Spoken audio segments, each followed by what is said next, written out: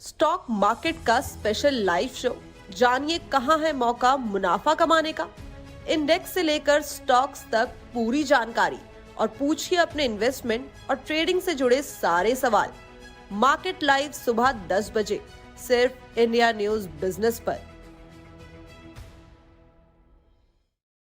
नमस्कार, एक बार फिर से स्वागत है आप सभी का इंडिया न्यूज बिजनेस के खास शो मार्केट लाइव में, और मैं हूं आपके साथ कंचन औटियाल। तो आज है हफ्ते का तीसरा कारोबारी दिन। बाजार का मूड अच्छा नहीं दिखाई दे रहा है। जिस तरीके से ताइवान से अपडेट आए हैं, अर्थक्वेक के 7.7 मैग्नीट्यूड का है अप्रोक्सीमेटली आफ्टर 25 इयर्स के बाद आया है, जिसके बाद सुनामी के भी अलर्ट आ गया है। उसकी वजह से जो हमारा गिफ्ट निफ्टी है उसके संकेत भी अच्छे नहीं दिखाई दे रहे हैं। आगे मार्केट में क्या करना है, किस तरीके की रैली हमें देखने को मिल सकती है, whether it's upside whether it's down side, ये सारी की सारी जानकारी लेंगे हमारे खास पैनलिस्ट से। शुरुआत करते हैं मार्केट लाइव की और मिलवाते हैं आज के खास मेहमान से। जानकारी हमने ले ली है। मूविंग फॉरवर्ड निखिल भट्ट जी हमारे साथ जुड़ चुके हैं, एक बार उनका भी स्वागत कर लेते हैं। नमस्कार सर, स्वागत है आपका शो में। Good morning madam, good morning everyone. Good morning sir. ठीक है निखिल सर, कैसा लग रहा है मार्केट का हाल? अभी भी स्टांस बुलिश है? कब तक प्री रैली हमें ताबड़तोड़ रैली देखने को मिल सकती है? मैं अभी अविनाश जी के साथ थोड़ा शेयर कर रहा हूँ। उसकी बात सही है, अभी स्टॉक स्पेसिफिक ट्रेंड चल रहा है मार्केट में। जिस हिसाब से मार्केट में 200-300 पॉइंट का एक करेक्शन दे रहे, वो भी डेली ट्रेडिंग के लिए दे रहे, तो निवेशक अभी वेट कर रहे हैं कि एक बड़ा करेक्शन आ जाए। देखिए मैडम, एक चीज वो है कि वैश्विक अर्थव्यवस्था और वैश्विक बाजार इस समय अनिश्चितता के दौर से गुजर रहे हैं।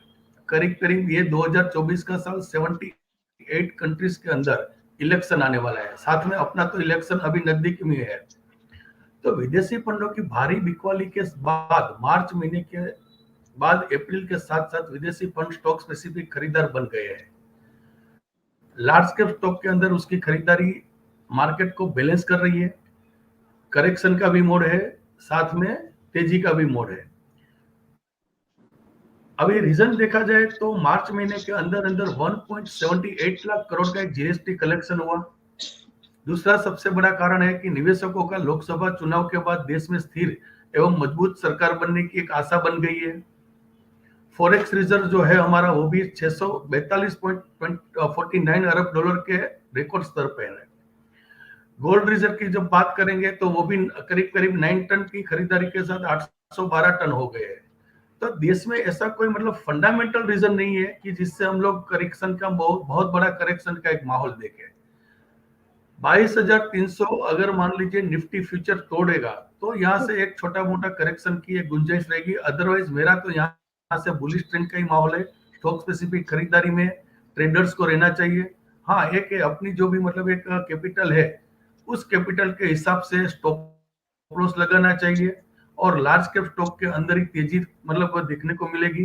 तो स्मॉल कैप मिड कैप को अभी के माहौल में इस माहौल में छोड़ के साइड में उन लोगों को लार्ज कैप स्टॉक में इन्वेस्टमेंट करना चाहिए और साथ में ट्रेडिंग भी करना चाहिए। अभी देश में आर्थिक वृद्धि में मजबूत बैंकिंग सेक्टर और उच्च क्रेडिट वृद्धि का भी महत्वपूर्ण योगदान रहा है।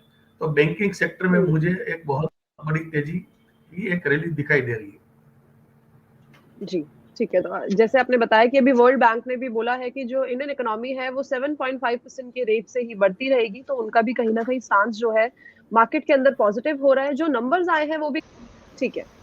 निखिल सर, कौन सा सेक्टर लग रहा है इस टाइम पे ताबड़तोड़ रैली दिखाएगा बाजार के अंदर, और कहाँ पे इस टाइम पे निवेश का सबसे सही मौका है, अगर पर्टिकुलरली सेक्टर वाइज बात करी जाए?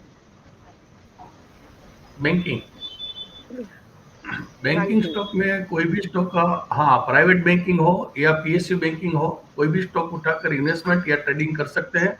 मुझे बैंकिंग स्टॉक आने वाले दिनों में सबसे बढ़िया सा परफॉर्म करने वाला सेक्टर और स्टॉक स्पेसिफिक लग रहा है। जी ठीक है, तो बैंकिंग सेक्टर है। अब चलते हैं मार्केट लाइव के सेकंड सेगमेंट में। जी सर, आप कुछ बोलने वाले हैं? निखिल सर, आप कुछ बोल रहे थे? मैडम, मेरा पर्टिकुलर स्टॉक स्पेसिफिक बैंक, हाँ जी, बैंकिंग सेक्टर में पर्टिकुलर मेरा स्टॉक स्पेसिफिक रहेगा इंडसइंड बैंक। जो भी ट्रेडर है उन लोगों को यहाँ से 1550 के आसपास एक 1510 का स्टॉप लॉस लगाकर खरीदारी करनी चाहिए। आने वाले दिनों में इंडसइंड बैंक, कोटक बैंक, ये बहुत अच्छा परफॉर्म करने वाले स्टॉक दिखने को मिल रहे हैं। जी, ठीक है। तो बैंकिंग सेक्टर इस टाइम पे आपको अपनी नजर में रखना चाहिए। साथ ही साथ बैंकिंग सेक्टर के अंदर कौन से स्टॉक्स है उसके ऊपर हमने जानकारी ली है। मूविंग फॉरवर्ड चलते हैं मार्केट लाइव के सेकंड सेगमेंट में, जहां पे हम लेंगे पर्टिकुलर स्टॉक रिकमेंडेशन, जहां पे आपको मिल सकता है निवेश या फिर ट्रेड का मौका। लेकिन उससे पहले एक स्टैंडर्ड डिस्क्लेमर सारे ही हमारे एक्सपर्ट्स की तरफ से है, कहीं पे भी निवेश या फिर ट्रेड करने से पहले अपने पर्सनल फाइनेंशियल एडवाइजर से सलाह जरूर ले ले, उसी के बाद कहीं पे भी निवेश या फिर ट्रेड करें। Okay, moving forward, Nikhil sir, आपने एक स्टॉक रिकमेंडेशन तो दे दी थी, इंडसइंड बैंक, सेकंड क्या है? हाँ, सेकंड है मेरे गुजरात गैस, जो जो अभी चल रहा है 550 के आसपास। ट्रेडर्स और इन्वेस्टर दोनों के लिए ये स्टॉक बहुत बढ़िया रहेगा। 550 के आसपास 510 का स्टॉप लॉस के साथ गुजरात गैस में पोजीशन ले सकते हैं। शॉर्ट टर्म फ्रेम पर इस स्टॉक में ट्रायंगल ब्रेकआउट बन रहा है, तो इसलिए इसको 580 के ऊपर 600 का एक टारगेट मान के हम लोग 2 या 3 महीने के टाइम फ्रेम में ले सकते हैं। फंडामेंटली ये स्टॉक इन्वेस्टर्स के लिए 1 साल अगर रखेंगे तो भी उसको लिए एक बहुत बड़ा टारगेट बनता है। तो गुजरात गैस है वो इन्वेस्टर और ट्रेडर्स दोनों के लिए है, और इंडसइंड बैंक जो मैंने आपको बताया था वो ट्रेडर्स के लिए है मैडम।